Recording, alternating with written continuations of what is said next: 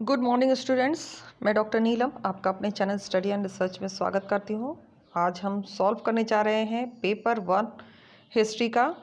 और पहले भी मैं इसके कुछ वीडियोस डाल चुकी हूँ। अगर आपने मिस किए हैं तो आप चैनल पर जाएं और वहाँ से इन वीडियोस को देख सकते हैं। तो आज पेपर फर्स्ट का 4th पार्ट हम सॉल्व करने जा रहे हैं। तो चलिए जल्दी से सॉल्व करते हैं। इस तरह का वीडियो आपको पसंद आता है तो लाइक शेयर सब्सक्राइब करें। सब्सक्राइब करने के बाद बेल आइकन की घंटी को ज़रूर प्रेस कर लें ताकि इस तरह का वीडियो जब भी मैं यहाँ से अपलोड करूँ उसकी सूचना, उसकी नोटिफिकेशन आसानी से आप तक पहुँच सके। चलिए पहला क्वेश्चन हम रीड आउट करते हैं। इतिहास में ग्रेट मैन थ्योरी का भाष्यकार किसे माना जाता है? तो ये माना जाता है थॉमस कार्लाइल। ऑप्शन अ हमारे यहाँ पे करेक्ट हो जाएगा। एक स्वतंत्र विषय के रूप में इतिहास के विकास क्रम में उसकी प्रकृति रही है, तो ये रही है गतिशील। और हमारा उत्तर यहाँ पे करेक्ट हो जाएगा। इतिहास का विकास हुआ है, तो यहाँ पे आप उत्तर भी देख सकते हैं, नीचे उत्तर दिया हुआ है। हो जाएगा व्यष्टि से समष्टि की ओर। नेक्स्ट क्वेश्चन, इतिहास की दार्शनिक विषय वस्तु की व्याख्या के संदर्भ में किसने कहा कि ऐतिहासिक ज्ञान अतीत में मनुष्य के मस्तिष्क में सुरक्षित ज्ञान है? तो ऐसा कहने वाले थे कार्लिंग वुड। दो ऑप्शन हमारा करेक्ट हो जाएगा। इतिहास के महत्व को रेखांकित करते हुए किसने इतिहास को एक शयन कक्ष कहा है? तो शयन कक्ष कहने वाले हैं हेनरी फोर्ड। इतिहास के संदर्भ में यह कथन किसका है कि जब हम इतिहास पढ़ते हैं तो हम अतीत के बारे में नहीं बल्कि भविष्य के बारे में पढ़ते हैं?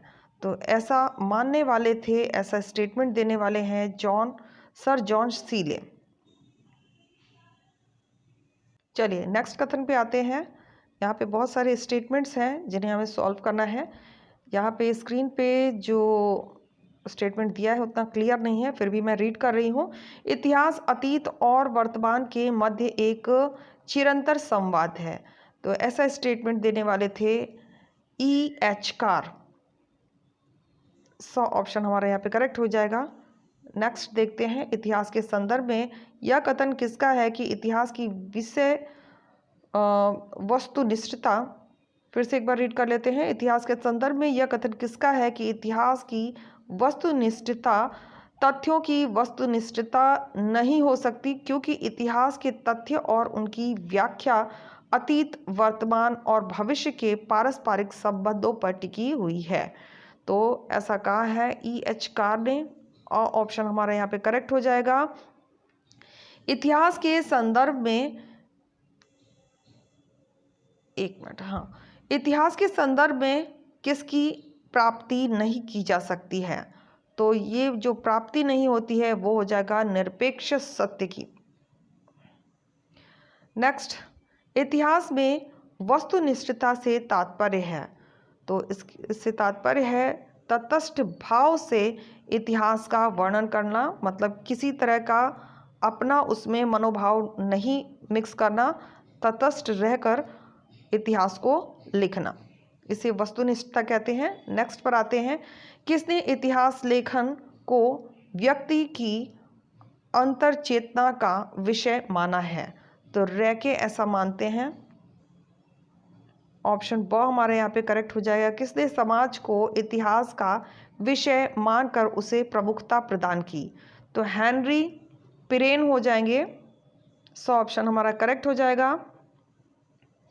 इतिहास अतीत की घटनाओं का सर्वांगीण विवरण है और यह पूर्वाग्रहों से मुक्त नहीं हो सकता। यह कथन किसका है? तो कार्ल बेकर का हो जाएगा, और ऑप्शन हमारा यहाँ पे करेक्ट हो जाएगा। नेक्स्ट क्वेश्चन पर आते हैं। इतिहास के संदर्भ में किसका कथन है कि इतिहास लेखन में वास्तविकता उतनी ही काल्पनिक है जितनी की कल्पना? तो ऐसा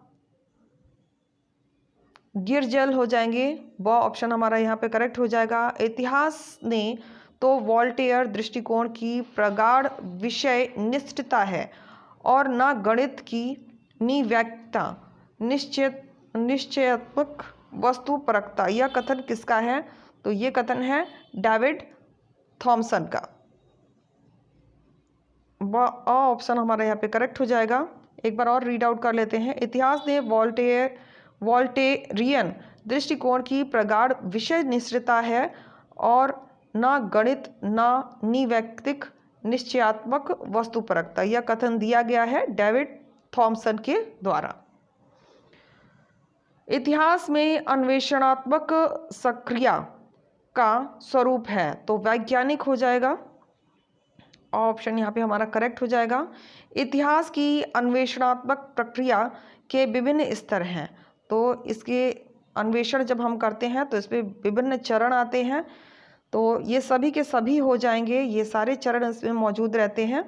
प्राकल्पना, हाइपोथेसिस, फिर आंकड़ों का संकलन, डाटा कलेक्शन, फिर तथ्यों का सामान्यीकरण, जो हम सामान्यीकरण करके पता करते हैं कि तथ्य कितनी एकरूपता है उसमें, तो ये सभी के सभी आ जाएंगे। नेक्स्ट पर आते हैं हम।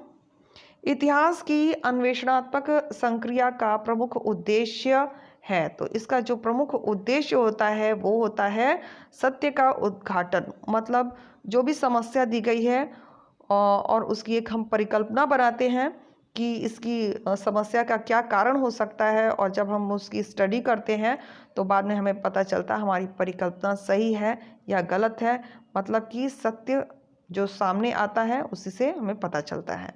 नेक्स्ट पर आते हैं। इतिहास की अन्वेषणात्मक संक्रिया स्वीकार नहीं करती, तो क्या स्वीकार नहीं करती है? तो ऑप्शन अ हो जाएगा, इतिहास का वर्गीकृत अध्ययन।